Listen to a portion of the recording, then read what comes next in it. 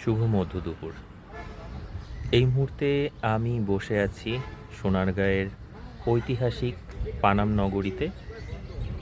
নগরীর ভেতরে সেই সময় জমিদারদের আরামায়েশ এবং সকল প্রকার যে সুযোগ সুবিধা ছিল তার মধ্যে অন্যতম ছিল সুপেয় জলের সুবিধা।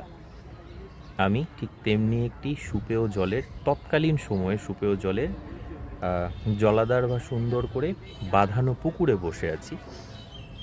এই হচ্ছে এখানে পুকুর ঘাটটা, এপারে ওপারে। এখানে এই পুকুর ঘাটটায় মোট 4টে ঘাট আছে। আমি অবশ্য বসে আছি বলে অনেকটা হেঁটেছি, হেঁটে ক্লান্ত হয়ে গেছি বলে বসে বসে দেখাচ্ছি।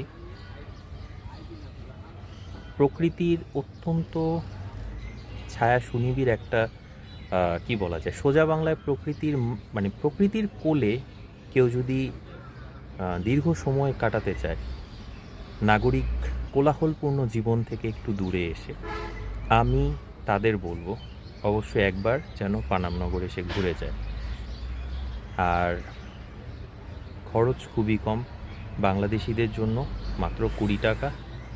দেশের বাইরের কেউ যদি আসে তাদের জন্য সম্ভবত 200 টাকা টিকিট।